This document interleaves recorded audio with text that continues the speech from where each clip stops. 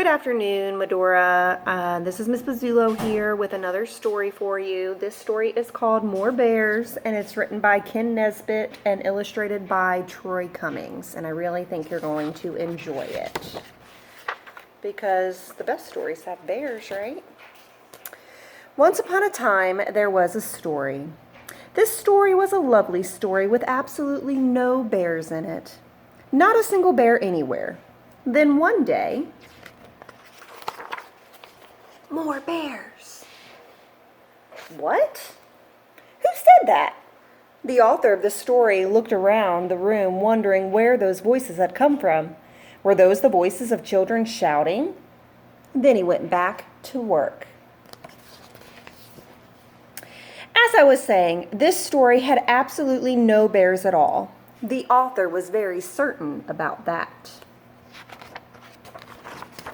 More bears.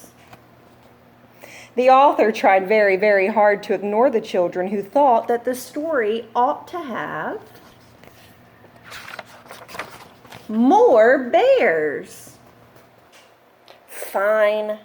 This story had a bear. It was a cute little baby bear, strolling through the book and looking for more bears. Now hold on a second. The author of this story knew exactly how many bears it should have, and the author insisted there should only be more bears. 2 bears. There. Happy now? An adorable, cuddly-wuddly little baby bear named Mr. Fluffy, and his mama bear Stella, who always wore a yellow hat. Now, it happened that Stella and Mr. Fluffy, like all bears, were especially fond of more bears. More bears, of course. The author was just thinking that. The author was thinking that just to keep everybody happy, this story should have a papa bear, whose name, by the way, is Captain Picklehead, and a bear named Uncle Sheldon, who was bald and loved to play the ukulele. Now, where were we? Oh, yes. You think that's enough bears? More bears. Stop that. How many bears do you want this story to have anyway? Do you really want to hear about Bobcat Sam, the bear who rode a pony, the Admiral Haversham, the English dancing bear, and Excellent Steve, the bear who just wanted to surf? You do? Wow, why didn't you say so? In that case, the author suddenly decided that this story really needed more bears. Yes, more bears. So the author added Astro Bear, who by the way was Bulgarian and always kept a hamster in his pocket just in case. And then the author put in 3 more bears named Lester, Chester, Esther, and Floyd. Wait. That's 4. Oh well, 4 is okay, because after all, this story really needed more bears. It needed a bear who named Lucky Eddie, who juggled carrots, and a bear named Elbow, who wasn't very smart and always wore his underpants on the outside of his regular pants, and a bear named 123, which even the author thought was a strange name for a bear.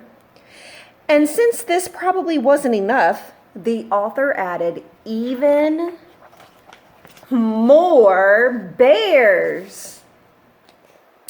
The author added 6 bears on a tiny pink bicycles, 2 bears reading comic books, 1 bear flying across the page in a cape and Lederhosen, 3 more bears swinging through the trees on vines, a bear in a yellow submarine, several bears making cupcakes, and an entire team of firefighting bears running across the page with hoses, ladders, and party balloons.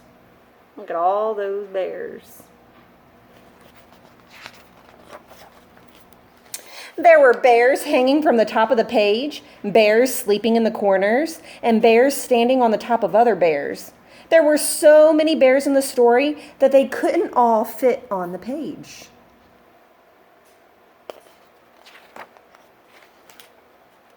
It was crowded. Too crowded. So crowded that some bears started pushing other bears off the page and arguing, which made the author grumpy. And when authors get grumpy, they start rewriting, changing the story. In fact, this author was so grumpy, he told the bears to leave. And they did. After all, this was the author's story.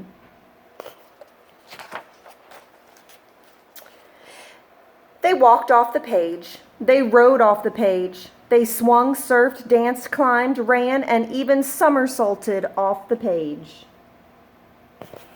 Poor little bears. At last, the bears were all gone, and the author smiled. Finally, the author had a story with no bears in it. A lovely story with not a single bear anywhere, just the way the author wanted it. Because you see, the author was quite certain that this story should have absolutely